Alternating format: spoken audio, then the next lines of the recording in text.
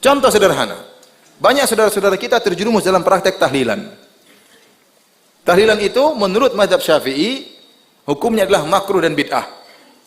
Dan ini dalam buku Imam Nawawi makanya saya sering tantang, datangkan ulama Syafi'iyah satu saja yang mengatakan tahlilan hukumnya sunnah, datangkan. Meluruskan fitnah keji Wahabi seputar tradisi kenduri, barakah, berkat dan hidangan kematian. Ada dua pendapat mengenai hukum kenduri, barakah dan hidangan kematian selama 7 hari. Pertama, pendapat yang mengatakan sunnah. Pendapat ini diriwayatkan dari Khalifah Umar bin Al-Khattab, beberapa sahabat, dan difatwakan oleh Imam Jalaluddin As-Suyuti dan guru para ulama Nusantara, yaitu Syekh Nawawi Banten. 2. Pendapat yang mengatakan makruh tanzih.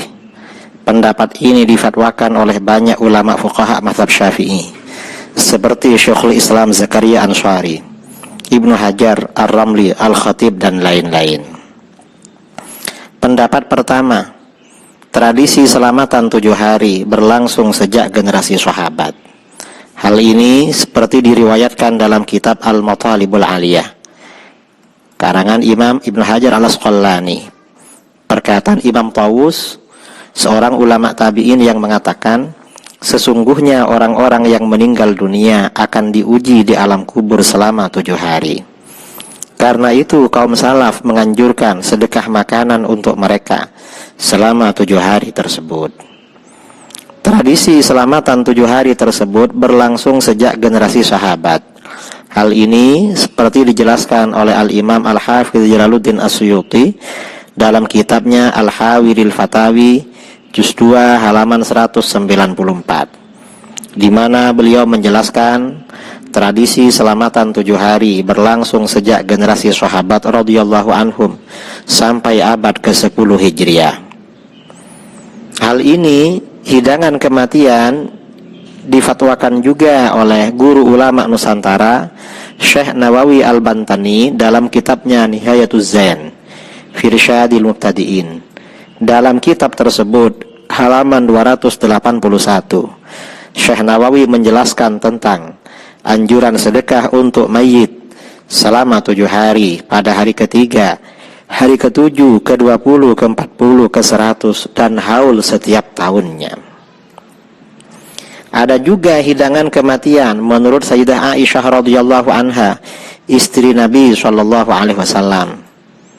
Diriwayatkan di dalam Bukhari Muslim bahwa apabila ada keluarganya meninggal, Aisyah radhiyallahu anha menyuruh dibuatkan kuah tepung dicampur madu, lalu dituangkan ke bubur dan menyuruh keluarga dan orang-orang dekatnya untuk makan.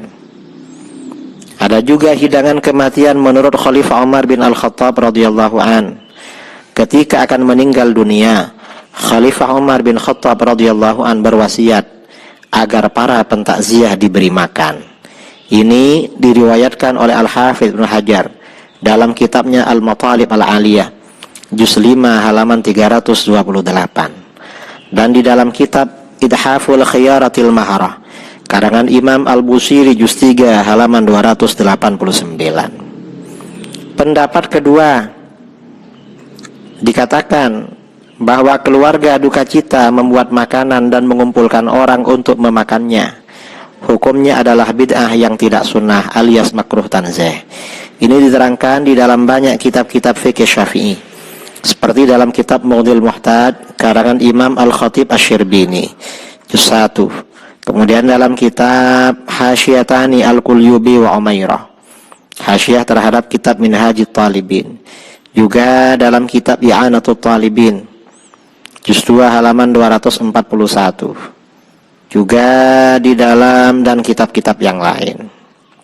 Tentu walaupun ini hukumnya makruh, seperti disampaikan oleh Imam Ibnu Hajar Al-Haytami dalam Al-Fatawa Al-Kubra Juz 2 halaman 7, beliau mengatakan menggelar selamatan kematian 3 hari, 7 hari dan lainnya jika dilakukan karena tradisi dan untuk menolak fitnah, maka diharapkan mendatangkan pahala bagi yang menggelarnya. Artinya, walaupun makruh itu tetap berpahala. Dan perlu diketahui bahwa hukum makruh kenduri 7 hari tersebut tidaklah bersifat mutlak. Karena apabila makanan yang dihidangkan dalam selamatan kematian merupakan kontribusi dan sumbangan dari masyarakat sekitar, maka hukumnya tidak makruh. Seperti tradisi masyarakat kita di Indonesia. Ini seperti disampaikan oleh seorang mufti besar ulama Syafi'iyah di Irak yang wafat beberapa tahun yang lalu, Syekh Abdul Karim Bayyarah atau Syekh Abdul Karim Muhammad Al-Mudarris, dalam kitabnya Jawahirul Fatawa juz 1 halaman 178.